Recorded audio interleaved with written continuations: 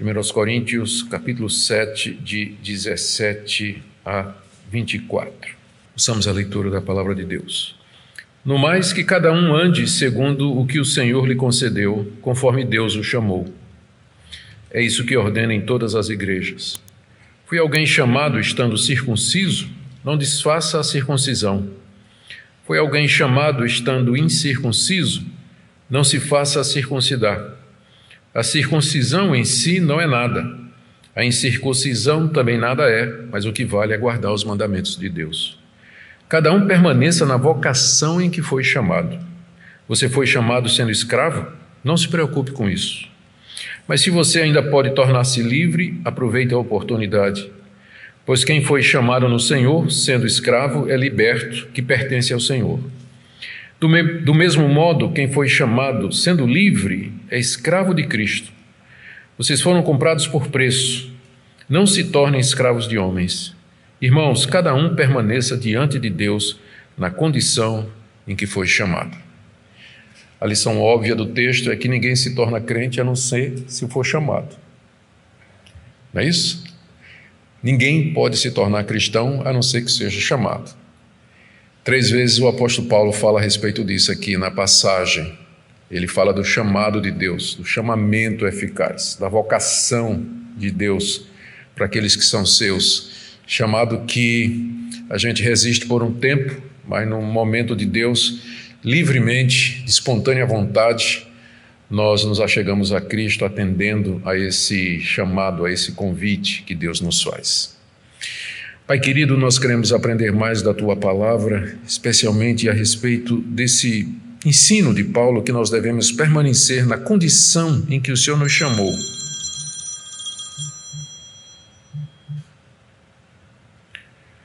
Na condição que o Senhor nos chamou. Nós pedimos ao Pai que ao expor a Tua Palavra haja clareza, haja percepção e, acima de tudo, o desejo de fazer a Tua vontade. Que essa palavra seja aplicada ao nosso coração, em nome de Jesus.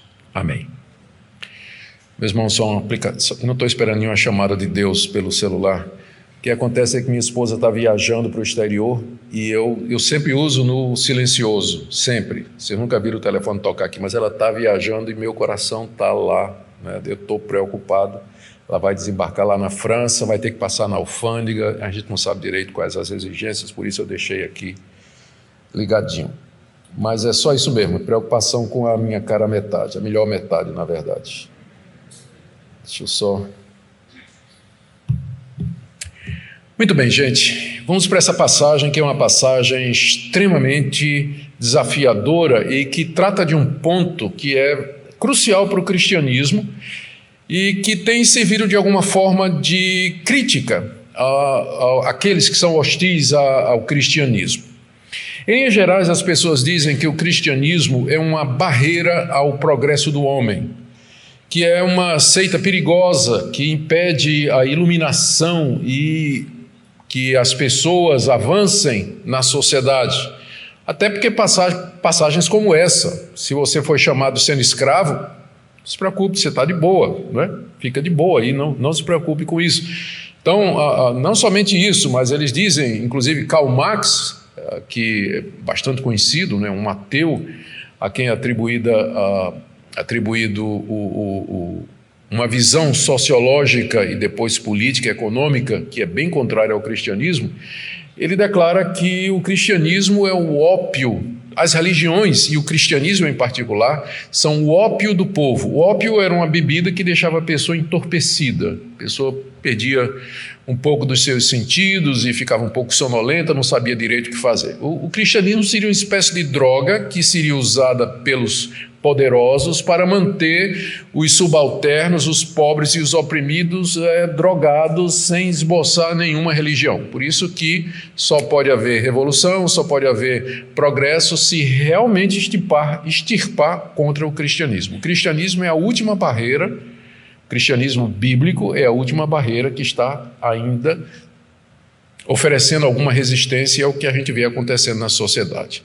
Então, finalmente eles virão atrás de nós, pode ter certeza. Finalmente, uma hora vai chegar. Como já aconteceu em outros lugares, né? Como está acontecendo em outros lugares. Mas como eu disse, uma das críticas que eles fazem é exatamente esse tipo de coisa, que o cristianismo ensina a gente a viver acomodado na situação em que nós nos encontramos. Então eu espero nessa noite explicar o texto, em que contexto ele foi usado e o que é que significa isso que o apóstolo Paulo está dizendo aqui. Na mensagem anterior nós vimos a palavra que Paulo deu a respeito da questão do divórcio e do novo casamento. Ele tinha uma palavra de Cristo para casais cristãos, e a palavra era que não se divorciasse, que não fosse atrás da separação. E depois Paulo tinha uma palavra que também era de Cristo, embora Cristo não se manifestou nunca sobre esse assunto, por conta do contexto, em que Paulo ensina que aqueles casais onde um cônjuge é crente e o outro é descrente, em havendo desejo do descrente se apartar, que se aparte. Mas no mais, verso 17, cada um ande conforme a vocação que Deus lhe chamou. Deus lhe chamou casado, não queira acabar seu casamento agora porque você se converteu. Deus lhe chamou você estando solteiro ou viúvo ou viúva, isso não quer dizer que você tem que agora casar. O cristianismo não requer necessariamente uma mudança de status quando a pessoa se converte. E aqui eu estou falando de status social, marital, civil, econômico, financeiro, racial. Não estou falando de outras mudanças que são óbvias que têm que acontecer, mas eu me refiro à condição na vida. Em outras palavras, nós podemos servir a Deus qualquer que seja o status e a condição em que nós nos encontramos. O cristianismo tem esse poder de acomodação ou adaptação a diferentes culturas, diferentes sociedades. Pessoas podem servir a Deus exatamente onde elas estão, na condição em que elas se encontram, na vocação em que Deus chamou. Solteira, casada, viúva, escravo, livre, judeu, gentil, rico, pobre, inteligente, não tanto, educado, sem muita condição de ter obtido uma educação. Então, esse é o grande poder do cristianismo. É isso que torna o cristianismo a maior religião do mundo, por assim dizer. Está presente em praticamente todos os países, embora que em alguns seja bastante reprimido. Mas é exatamente esse poder de adaptação do cristianismo que o faz a maior de todas as religiões mundiais. Mantendo um centro, que é o mesmo, ele consegue se adaptar a essas diversas situações.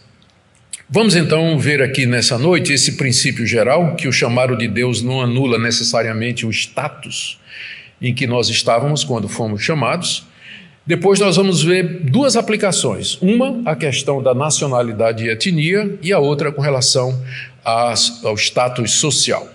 E depois faremos algumas aplicações. E na próxima segunda, veremos esse princípio aplicado à questão do casado e do solteiro e da viúva, mais uma vez, que é assim que Paulo termina o capítulo 7.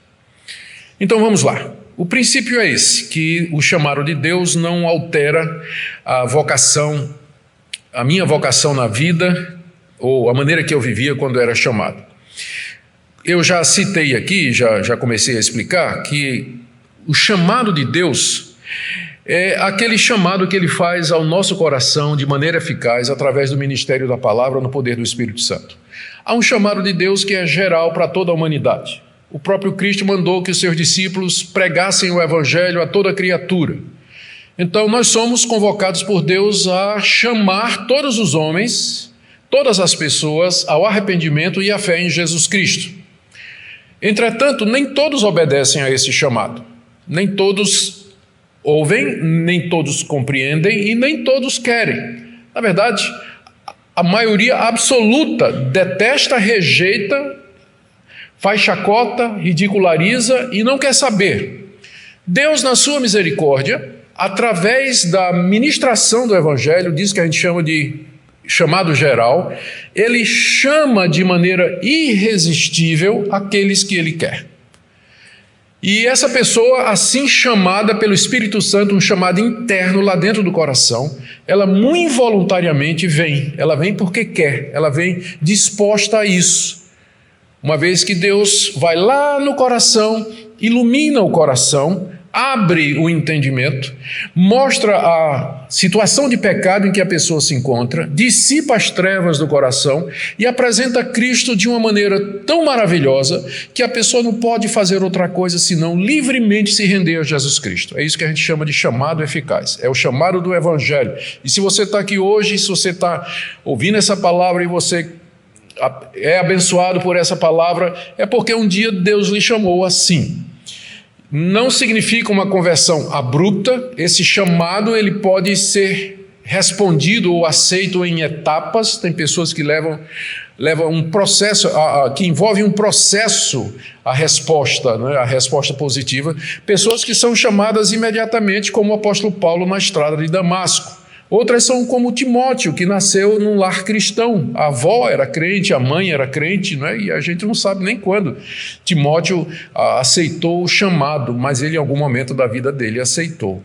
E o apóstolo Paulo aceitou lá no caminho de Damasco, mas porque Deus o chamou de uma forma irresistível. Porque antes ele já tinha ouvido o Evangelho quando viu a pregação de Estevão, Atos capítulo 7, e participou daqueles que apedrejaram aquele primeiro grande pregador cristão até a morte.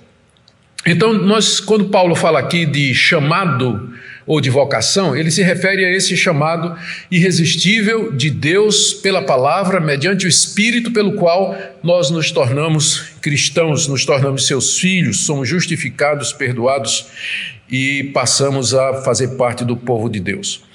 Paulo diz aí no verso 17 que cada um deve andar segundo o que o Senhor lhe concedeu, conforme Deus o chamou.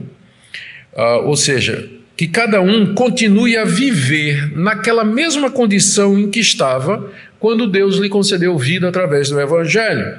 Que continue a viver do jeito que vivia quando Deus lhe chamou de maneira irresistível. É claro que Paulo aqui não está se referindo a situações e maneiras de viver que sejam pecaminosas. Nós já vimos no capítulo 6, se você quiser voltar um pouquinho, o apóstolo Paulo no verso 9, ele diz assim do capítulo 6, vocês não sabem que os injustos não herdarão o reino de Deus? Não se enganem, nem imorais, nem idólatras, nem adúlteros, nem afeminados, nem homossexuais, nem ladrões, nem avarentos, nem bêbados, nem maldizentes, nem roubadores herdarão o reino de Deus. Alguns de vocês eram assim, mas vocês foram lavados, foram santificados, foram justificados no nome do Senhor Jesus Cristo e no Espírito do nosso Deus. Ou seja, algumas pessoas que agora eram membros da igreja de Corinto, elas viviam de uma forma completamente desagradável a Deus, como por exemplo os idólatras ou os que praticavam adultério. Mas quando Deus os chamou, eles mudaram o estilo de viver. Mas agora, aqui no capítulo 7, quando Paulo diz que cada um permaneça na condição em que foi chamado, está excluído, é claro, aquelas situações e aquelas condições em que a pessoa vivia e que vivia em estado de pecado ou uma prática pecaminosa diante de Deus. Paulo está falando das vocações, dos chamamentos e da maneira de viver que são pertinentes à sociedade humana, que são comuns à sociedade humana. Ele vai dar 2 exemplos mais adiante. Paulo, então, aqui, quando ele fala cada um permaneça do jeito que Deus o chamou, ele se refere ao status civil, social, financeiro, étnico. E veja que no final do verso 17 ele diz, é isso que eu ordeno em todas as igrejas. Ele pode ordenar porque ele é apóstolo de Cristo, não só da igreja de Corinto, mas de todas as igrejas cristãs daquela época, porque essa era uma das condições, era um dos privilégios ou prerrogativas dos apóstolos de Cristo Jesus. Eles tinham autoridade sobre a igreja toda. Todas as igrejas estavam debaixo da autoridade dos apóstolos de Jesus Cristo. Paulo diz aqui que ele ordena isso em todas as igrejas, como que para dizer aos coríntios, vocês não vão ser exceção. E até que os coríntios queriam exceção. Lembra que a gente viu na segunda-feira passada? Quem estava casado queria se divorciar, queria se separar, não é? E Paulo diz, não, você fica na situação em que você está quando Deus chamou. O evangelho não obriga você a se separar. O fato de que você se converteu não quer dizer que você vai se separar. Permaneça na vocação em que você se encontra. Isso eu ensino em todas as igrejas. Vocês não querem ser uma exceção, né? Portanto, obedeçam. Agora vamos ver duas aplicações desse princípio. O primeiro, com relação à nacionalidade e cultura. Está aí do verso 18 até o verso 20. Foi alguém chamado estando circunciso, não desfaça a circuncisão. Foi alguém chamado estando incircunciso, não se faça circuncidar. A circuncisão em si não é nada, a incircuncisão também nada é, mas o que vale é guardar os mandamentos de Deus. Aqui o que Paulo está dizendo é o seguinte, ele está fazendo a aplicação desse princípio. Um judeu que se converte a Cristo, ele não precisa deixar de ser judeu. Ele até usa uma expressão aqui, foi alguém chamado estando circunciso. A circuncisão era a marca identificadora do judeu. Na verdade, eram 3 marcas do judeu. Era a circuncisão, a dieta, ele não comia aqueles animais proibidos lá no livro de Levítico, e o calendário, ele guardava aquelas festas religiosas e o sábado. Então, se você perguntasse a alguém no primeiro século o que é um judeu, ele ia dizer, alguém que não come carne de porco, não trabalha no sábado, e que quando o filho nasce, ele corta a ponta do órgão masculino.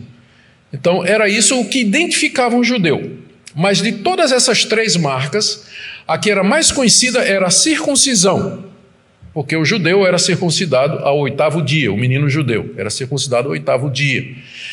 E Paulo diz, se você é circuncidado, é judeu, e você foi chamado por Deus para o evangelho de Cristo, você se converteu através do ministério da palavra, Deus lhe chamou, não desfaça a sua circuncisão. Você não precisa deixar de ser judeu. Você pode continuar a praticar aquelas marcas do judaísmo.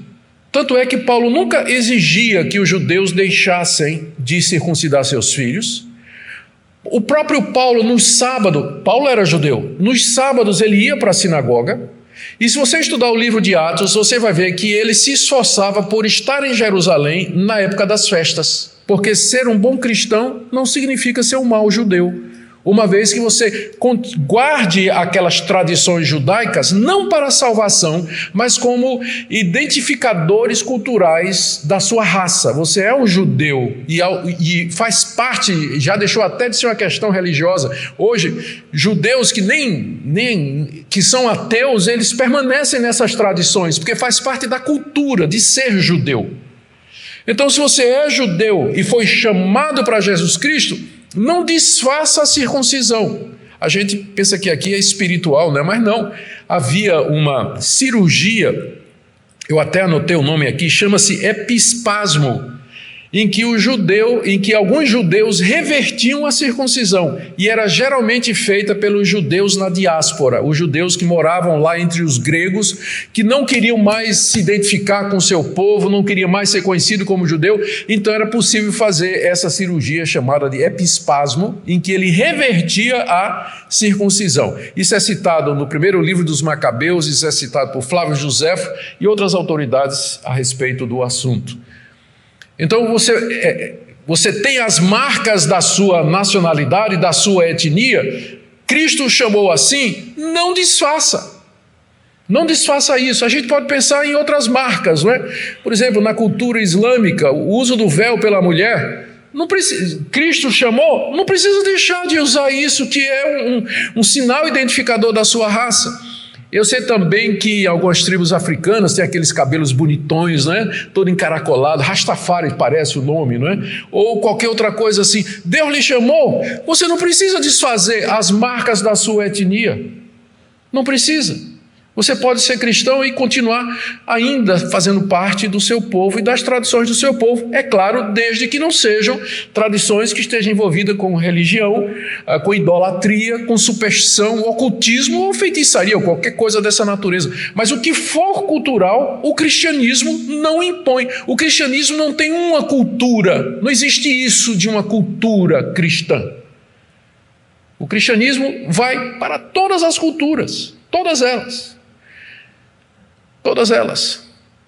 E é por isso, como eu disse, que o cristianismo é uma religião universal. E ela é professada por raças, tribos, povos distintos e diferentes daquilo que nós somos aqui no Brasil. Pode ter certeza disso. Então, você foi chamado, voltando aqui ao verso 18, foi alguém chamado estando circunciso, não desfaça a circuncisão, como alguns judeus da diáspora faziam para se livrar da pecha, né, ou daquele identificador da religião, da etnia. Da mesma forma, ele diz aqui no final do verso 18, foi alguém chamado estando incircunciso, ou seja, um gentil, alguém que nunca foi circuncidado, né, um romano, um grego, os moradores de Corinto, né, que não eram judeus, você foi chamado e você não era circuncidado, não se faça circuncidar como alguns judeus cristãos queriam que os gentios fizessem. Aliás, essa foi uma das maiores brigas, se não a maior, do apóstolo Paulo. A carta aos Gálatas foi escrita exatamente por isso, porque alguns fariseus, judeus circuncidados, que se tornaram cristãos, eles disseram que os não-judeus, para fazerem parte da igreja, tinham que se circuncidar e guardar a lei de Moisés. E Paulo diz, mas de jeito nenhum. A salvação não é pela circuncisão, não é pela lei de Moisés, é pela fé em Cristo Jesus. Nós não temos que impor a quem não é judeu alguma coisa que é exclusivamente distinta do povo judeu, que era o símbolo da aliança de Deus com Abraão. Nós não temos que fazer isso. E essa foi a briga de Paulo. Você encontra Paulo brigando, você vai ver no capítulo, no 2 aos Coríntios, quem acompanhou a exposição de 2 aos Coríntios aqui, o ano passado, vai lembrar disso, né? A briga de Paulo contra os falsos apóstolos judaizantes. Na 2 aos Coríntios, capítulo 3, você já vê o apóstolo Paulo tratando disso aí.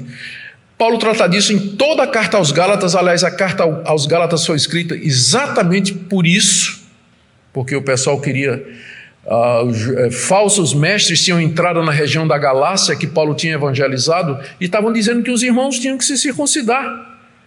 Você encontra Paulo rebatendo isso na primeira a Timóteo, você encontra ele falando disso em Colossenses capítulo 2, quando ele diz que nós já fomos circuncidados com a circuncisão de Cristo, da qual o batismo é o símbolo. Então, não precisa mudar, você não precisa se tornar judeu quando você é chamado pelo Evangelho, e você que já é judeu não precisa deixar de ser judeu, abandonando os identificadores culturais da sua etnia. E aqui a gente pode fazer a expansão, o que vale para o judeu vale para todas as etnias, eu dei alguns exemplos aqui.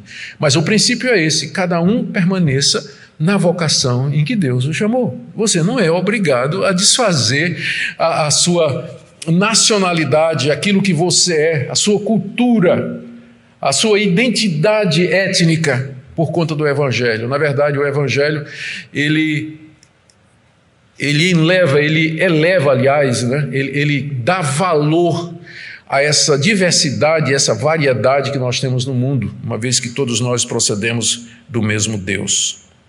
Um gentio, então, não precisava se circuncidar, nós já vimos esse ponto aqui. As razões que Paulo apresenta, eu já adiantei, estão aí no verso 19.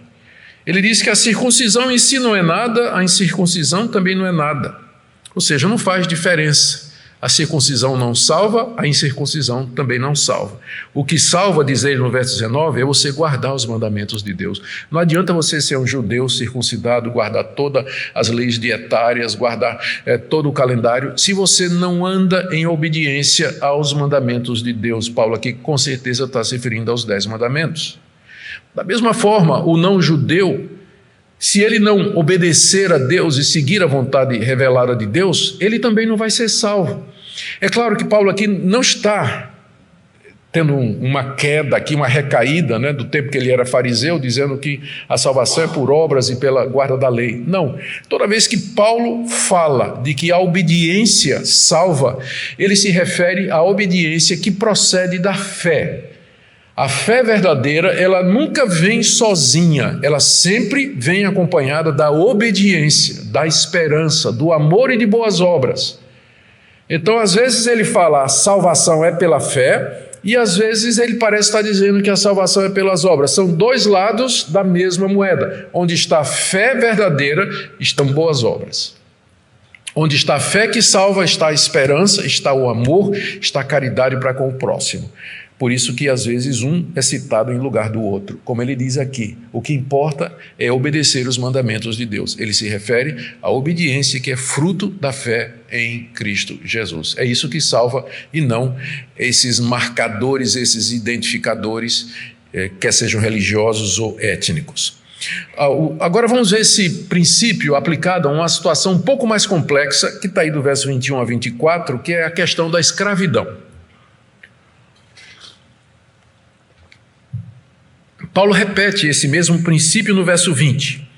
Cada um permaneça na vocação em que foi chamado. Cada um permaneça na vocação. A vocação aqui, já disse, é o status na vida. Marital, civil, religioso, étnico.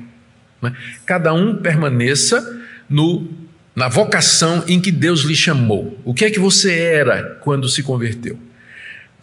Como você vivia, qual era a sua nacionalidade, o seu estado civil, sua situação, como era? Permaneça. Veja que Paulo aqui, ele está falando para uma primeira geração de cristãos, ele está pressupondo aqui que todo mundo se converteu adulto. Ele não está falando de uma segunda geração, quando pessoas já nascem de família cristã. Mas ele está falando aqui de pessoas da fronteira missionária, não é? Pessoas que se converteram com a pregação do Evangelho. Ele repete o princípio, cada um deve permanecer como era, na condição em que Deus o chamou. E aqui ele faz uma aplicação, no verso 21. Você foi chamado sendo escravo? Não se preocupe com isso. Mas se você ainda pode tornar-se livre, aproveite a oportunidade. Vamos falar primeiro, para a gente entender aqui, vamos falar um pouquinho primeiro de como era a escravidão no Império Romano. Havia milhões de escravos no primeiro século no Império Romano, em todas as suas províncias. Pessoas eram escravos por nascimento, elas nasciam de gente que já era, os pais já eram escravos e eles nasceram filhos de escravos e aí permaneciam como escravos. Outros eram escravos prisioneiros, que haviam se tornado escravos porque eram prisioneiros de guerra. E aí às vezes você tinha gente muito culta, filósofos, professores, eruditos que eram escravos, eram levados para instruir os filhos do seu patrão, né? Aula particular, eram mentores, tutores, pedagogos, eram muita gente escrava que na sua cultura, que tinha sido subjugada na guerra, eles eram pessoas de grande conhecimento, eram nobres às vezes da realeza, mas agora o país perdeu a guerra, eles foram levados como escravos para servir. Um exemplo disso, Daniel, lá na Babilônia, era da nobreza, era uma pessoa extremamente culta, preparada, mas foi servir como escravo lá, era servo lá da Babilônia, e tantos outros, né? O próprio Neemias, que era copeiro do rei, ele foi levado como escravo para a Babilônia. Então tinha gente que era escravo por conta das guerras, tinha gente também que se vendia para pagar dívida. Você não tinha com que pagar a dívida, você se vendia como escravo. Se vendia como escravo para pagar a dívida. Outros eram sequestrados, era comum isso. Pessoas eram sequestradas, crianças eram sequestradas e aí eram vendidas como escravos. Acontecia isso aí. Esse era o sistema que havia naquela época, havia pouca contestação, apenas algumas vozes se levantavam contra aquele sistema na época. Havia alguns patrões que eram bons, generosos, que depois de um tempo libertavam os escravos, a ponto de que alguns escravos não queriam sair, ficavam na casa do seu patrão. Esse sistema de escravidão também era conhecido dos judeus, embora no Antigo Testamento a escravidão tenha recebido uma amenizada muito grande, era bastante diferente do sistema de escravidão do Império Romano. A lei de Moisés tratava os escravos com dignidade, inclusive permitindo a mulher escrava, o filho da mulher escrava tinha tanto direito como da mulher do seu patrão. Tinha tanto direito e na hora de dividir a herança, de repartir os bens, o filho da escrava herdava junto com o filho da mulher legítima e havia outros benefícios assim.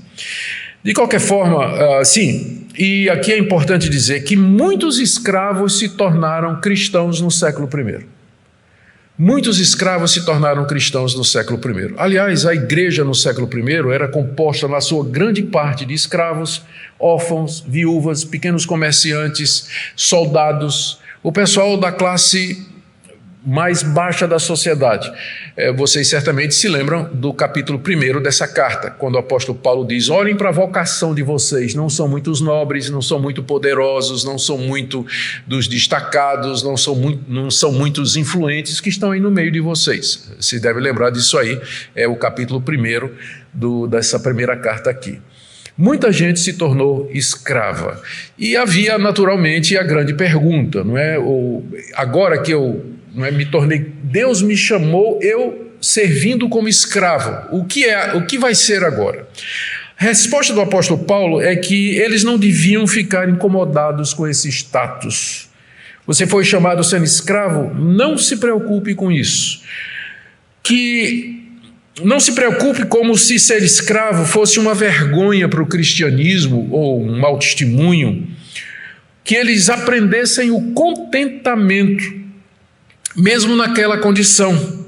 Que servissem honradamente a Deus como servos. Você vai notar que na carta que Paulo escreve aos Efésios, ele vai trazer essa orientação para os escravos, que eles sirvam como se estivessem servindo a Cristo, que eles honrem o seu Senhor, que respeitem o seu Senhor. Vai ser a mesma coisa que Pedro vai dizer na sua primeira carta, a partir do capítulo 2 e também no capítulo 3. Essa é a orientação. Você foi chamado sendo escravo, sirva a Deus nessa vocação. Você pode ser escravo e servir a Deus, servir o Senhor Jesus. Seja o melhor escravo que você puder, o melhor de todos aqueles que o seu patrão tem. Honre o seu patrão. De repente, pelo seu testemunho, Deus vai ganhar o seu mestre, Deus vai ganhar o seu patrão e vai ter uma influência muito grande em toda a vida. Que não fujam, como por exemplo Onésimo, que fugiu e encontrou Paulo na prisão de Roma, se converteu e Paulo mandou ele de volta, mas pedindo que Filemão cuidasse bem dele e que o tratasse como irmão, e nas entrelinhas o pedido de libertação. Agora, para você não pensar que o apóstolo Paulo aqui está dizendo que ser escravo é uma coisa assim, né? Ele diz logo em seguida: mas se você ainda pode se tornar livre, aproveite a oportunidade. De que maneira um escravo podia se tornar livre? Ele podia comprar a sua liberdade com dinheiro, ele podia ser liberto pelo seu patrão, que se fosse um homem generoso, ou se o patrão se tornasse cristão. Há muitas histórias na tradição do cristianismo de patrões que se tornaram cristãos e liberaram seus escravos. Então havia todas essas possibilidades. O cristianismo, ele lança a semente, o fundamento, que mais tarde serviria para acabar com o sistema de escravidão. Lembramos aqui, por exemplo, Wilberforce, que era membro do parlamento inglês durante a Reforma Protestante, foi uma das pessoas que mais falou contra o sistema de escravidão, e a influência dele foi decisiva para a abolição da escravatura algum tempo depois, lá na Inglaterra e em outros países da Europa. Quando o apóstolo Paulo diz aqui: você foi chamado sendo escravo, não se preocupe com isso, ele não está concordando com esse sistema. Ele está dizendo que você pode servir a Deus mesmo num sistema injusto, que você pode servir a Deus em qualquer que seja a situação. Se você puder aproveitar a oportunidade, fique livre. Mas se não for possível, sirva a Deus aí mesmo. Sirva a Deus nessa condição. Você pode viver para Cristo, mesmo numa situação como essa. É o mesmo princípio que ele vem estabelecendo desde o início que nós mostramos, desde o início da nossa pregação. Cada um permaneça na vocação em que está. Você pode servir a Deus, qualquer que seja a sua vocação, como judeu, como não judeu, como escravo ou como livre. No final do verso 21, aproveite a oportunidade. E no verso 22, a partir do verso 22, ele coloca aqui os argumentos para o que ele está dizendo, ou algumas razões para que ele não se preocupasse, vivesse naquela ansiedade, ou naquela angústia, porque não tem nada que traga mais prejuízo para o cristianismo com a insatisfação com a vocação em que a gente vive. Você é empregado de uma empresa, você pode servir a Deus como empregado da empresa, você não tem que... Se Deus lhe der a oportunidade, abra a sua própria empresa.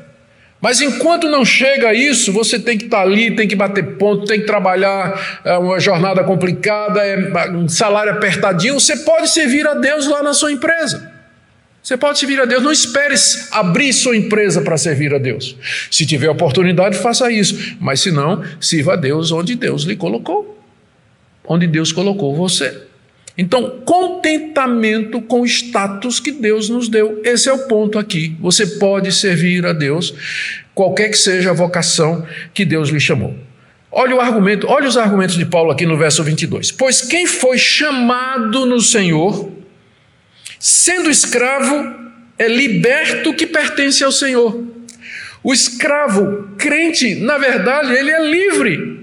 Porque ele foi liberto da pior de todas as escravidões, que é a escravidão ao pecado, ao mundo, à morte e ao inferno. Ele foi liberto, ele é um homem livre, ainda que escravo naquele contexto em que ele vive. Da mesma forma, final do verso 22, quem foi chamado sendo livre é escravo de Cristo. Quer dizer, de um lado ou de outro, nós somos de Cristo.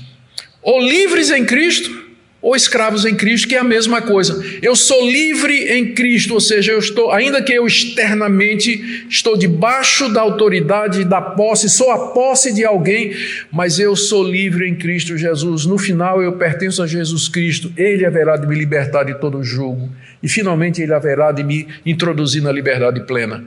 Eu sou um homem livre, mas isso significa que eu posso fazer o que eu quero? Não, porque eu sou escravo de Cristo. Eu vivo para fazer a vontade dEle. Eu vivo para servir a Ele. O ponto é esse. De um jeito ou de outro, Cristo é o referencial e você pode servi-lo, quer seja como escravo, quer seja como livre, quer seja como servo, quer seja como patrão, quer seja como empregado, quer seja como dono da empresa. Você pode servir a Deus da maneira aonde você está. Aqui você tem esse ponto extraordinário de que o Evangelho iguala a todos diante de Deus. A igreja cristã do século I era a única instituição onde você veria o escravo e o patrão sentados lado a lado, na mesma hora, adorando o mesmo Deus. Pessoas o judeu e o não judeu, o bárbaro e o grego, o homem e a mulher sentados lado a lado, no mesmo lugar, adorando o mesmo Deus, sem diferença nenhuma. Era a única instituição em que isso acontecia. Eu tive o privilégio de estudar, fazer o meu mestrado na África do Sul, em meados da década de 80. E foi bem durante o tempo em que vigorava o apartheid, a segregação racial oficial. E eu fui morar com minha esposa numa cidadezinha chamada Potchefstroom, onde tinha uma universidade cristã, onde tinha um departamento de teologia muito bom. E a segregação racial funcionava lá mesmo.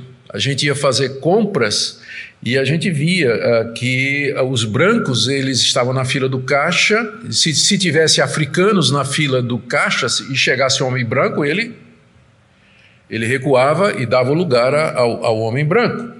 Nós vimos praias só para africanos e praias só para brancos. Cidade, quando dava 6 horas da tarde, quem era africano tinha que sair da cidade e ir para a sua própria cidade, porque aquela cidade era cidade de branco. E outros exemplos que eu poderia contar aqui para vocês. Mas foi então que a gente conheceu o Kwasisa Bantu, que era um local no meio da tribo Zulu, onde aconteceu um grande avivamento espiritual no final dos anos 1960, no Natal de 66 para 67.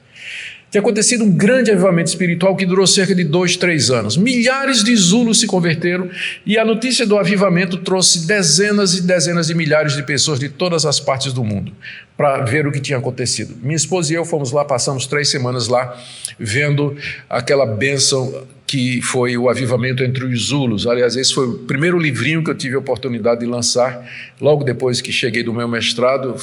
Peguei o testemunho do Erlo Stegen, que era o pastor, eu ia dizer pastor alemão, mas pode ser mal compreendido, o pastor originário da Alemanha, não é?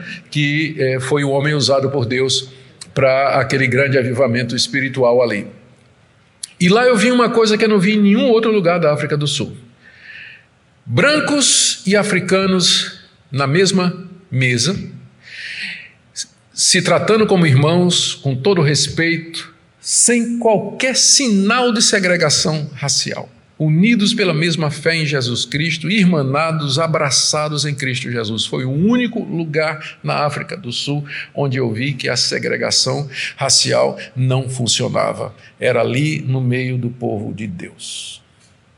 A igreja é o único organismo no mundo onde essas diferenças deveriam ser postas de lado. E é o único organismo que tem a única instituição que tem a base lógica, epistemológica correta para isso. É que nós somos todos livres em Cristo e somos todos escravos de Cristo. Não importa judeu, não judeu, escravo ou livre, homem, mulher, culto, deseducado, rico, pobre, nós servimos a Deus na vocação em que Deus nos chamou. Veja no verso 23 o argumento final do apóstolo Paulo. Ele diz assim: vocês foram comprados por preço. E nós sabemos que preço foi esse. Paulo nem menciona, né? Porque todo cristão sabe qual foi o preço pelo qual nós somos comprados. A palavra comprado aqui no contexto significa resgatados da escravidão. Foi pago um preço. O escravo, para ser livre, tinha que pagar pela sua liberdade, ou então alguém chegava e comprava ele e o libertava. Deus nos comprou do mundo, nos comprou do pecado, da condenação e do mal. E o preço que ele deu foi o sangue precioso do seu Filho. Nós fomos comprados por esse preço, portanto, não nos tornemos escravos de homem. Existe uma escravidão pior do que o sistema de escravatura que predominou durante séculos no mundo, que é sermos escravos mentalmente, um coração escravo, à maneira de pensar do mundo, escravos à maneira de viver do mundo, escravo do erro, escravo da mentira, escravo da opressão, da angústia espiritual, mental, de pessoas que não conhecem a verdade, que se encontram confusas. Essa é a pior de todas as escravidões. E pessoas manipulam a verdade para escravizar a mente e o coração das pessoas. É isso que o falso profeta faz. Ele manipula o erro, ele escraviza a mente e o coração. Essa é a pior de todas as escravidões que pode existir. Vocês já foram comprados por preço, não se tornem escravos de homens. Termina Paulo no verso 24, repetindo: irmãos, cada um permaneça diante de Deus na condição em que foi chamado. Eu quero fazer duas aplicações. A primeira é o que essa passagem não significa, e depois o que ela ensina. O que ela não significa? Ela não significa que os cristãos devem aceitar a escravidão. Eu já expliquei isso aqui. Nós não aceitamos a escravidão, o sistema desumano, sempre foi, a vida toda. Entretanto, em algumas situações, como aquela do Império Romano, era inevitável, não tinha como fugir. Então o que o cristão ia fazer? Revoltado contra Deus? Ou não tinha nem voz nem vez, não podia nem reclamar no Twitter, porque não tinha Twitter, né? Óbvio, naquela época, não tinha o que fazer. Solução: contentamento e aproveitar uma oportunidade que Deus desse para ficar livre. Servir a Deus na situação em que estava. Então o cristianismo nunca defendeu escravidão. Quem diz isso não conhece nem teologia, muito menos a Bíblia, e não conhece a história. Segunda coisa que essa passagem não está ensinando: que os cristãos não devem se esforçar para crescer na vida. O cristianismo não é ópio do povo. O cristianismo, na verdade, traz esperança, traz alento. O cristianismo está por detrás do progresso e do crescimento das maiores nações, das maiores potências que existem hoje. É claro que depois de séculos de influência do cristianismo, abandonaram o verdadeiro cristianismo e hoje debandaram para outro tipo de coisa. Mas o cristianismo está por detrás do nascimento da cultura do Ocidente. As instituições como universidades, hospitais, escolas, tudo isso está por detrás. As liberdades civis fundamentais Tudo isso nós devemos à influência do cristianismo. Portanto, erra quem diz que o cristianismo é um empecilho ao desenvolvimento e ao crescimento. Essa passagem não está dizendo que se você foi chamado ganhando um salário mínimo, que você deve ficar aí até o resto da sua vida. Não.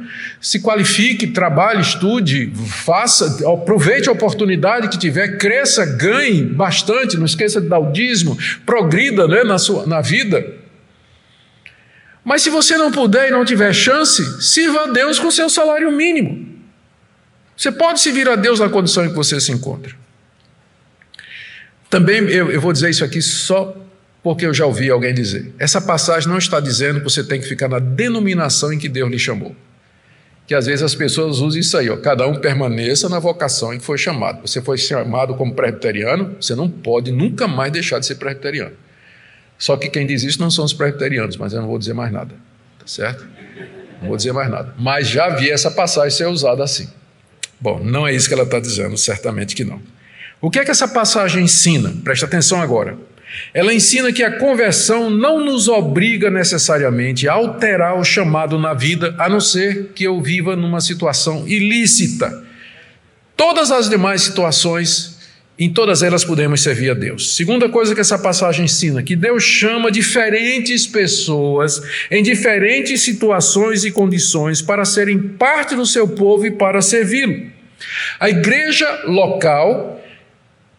é local de diversidade social, cultural, racial e financeira. Nós deveríamos nos respeitar e nos acolher em Cristo Jesus, sem preconceito para com raça e condição financeira ou social. Terceiro, essa passagem nos ensina que a fé em Cristo nos capacita a servir a Deus em toda e qualquer situação em que nós nos encontramos. Não existe nenhuma situação lícita em que você não possa servir a Deus. Quarto, lembremos aqui o ensino da Reforma Protestante, conhecido como o sacerdócio universal dos santos. Que doutrina era essa? Para entendê-la, lembrar o que aconteceu na Idade Média. Surgiu o conceito de sagrado e profano, clérigo e leigo, o sacerdote e o povo. A ideia de que ser um padre, um monge, era uma vocação superior às demais. Por quê? Porque o padre era aquela pessoa especial que, através das palavras ditas na ceia, na missa, transformava o pão e o cálice no corpo e no sangue de Cristo. Então, ele era uma pessoa especial, era uma pessoa distinta. Havia essa separação entre clérigo e leigo. Os reformadores acabaram com isso, eles disseram: todo crente é um sacerdote. Serve a Deus aonde Deus o chamar. E com isso dignificou o trabalho. Você pode, seu trabalho de dona de casa, de motorista de Uber, de médico, é tão espiritual quanto o meu de pastor e pregador do Evangelho. É espiritual do mesmo jeito, não tem distinção. Deus chama um para uma função, outro para outro. E aqui tem uma lição que eu quero trazer. Você não precisa ser pastor, missionário e obreiro para servir a Deus. Você pode servir a Deus na vocação em que Deus lhe chamou. Você foi chamado sendo padeiro, seja o melhor padeiro do mundo.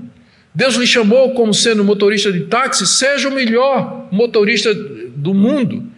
Se for de ônibus, puder melhorar um pouquinho, agradeço, né? Se você for motorista de ônibus, né? Quando se converte, né? Dirija um pouquinho melhor, né? Respeite os carrinhos menores, né? E as motocicletas também. Então você pode servir a Deus em qualquer vocação. Você não tem que ser pastor, pregador, missionário, obreiro ou obreira. Não precisa. Cada um pode servir a Deus na vocação em que Deus o chamou, a não ser que Deus o chame especificamente para esse tipo de coisa. Eu quero então encorajar vocês terminando aqui, quero encorajar vocês a refletir sobre o que vocês ouviram aqui. Agradecer a Deus as circunstâncias e a condição em que você está. Eu sei que às vezes você pode estar aí dizendo: meu Deus, isso aqui não pode ser para mim, né? É porque o pastor não tem ideia da situação em que eu me encontro. Eu não sei, mas Deus sabe.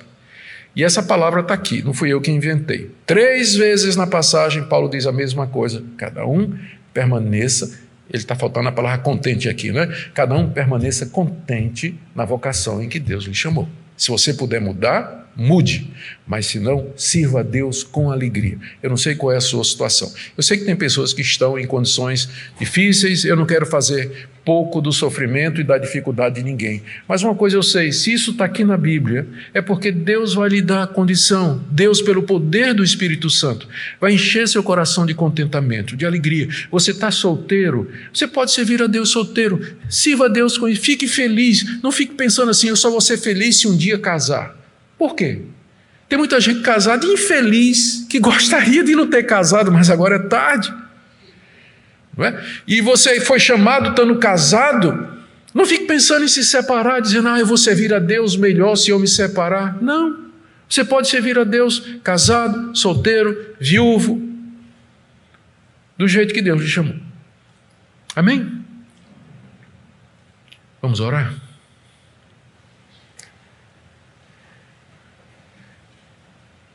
Senhor, nós confiamos na Tua promessa. Essa palavra foi lançada com base nessa promessa, de que o Senhor vai testificar dela nos corações.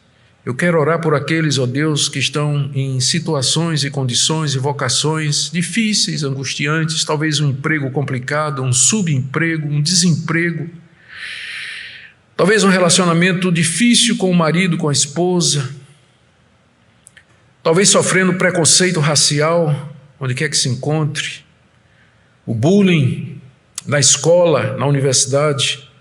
O Senhor nos mostra de que maneira nós podemos florescer aonde o Senhor nos plantou, onde nós podemos dar fruto, onde o Senhor nos instalou, para que nós possamos Te servir não somente quando as coisas estão boas e bem e que tudo corre a nosso contento, mas a Te servir em toda e qualquer situação. Obrigado pela Tua palavra. Enche-nos de alegria em Te servir. Em nome de Jesus. Amém.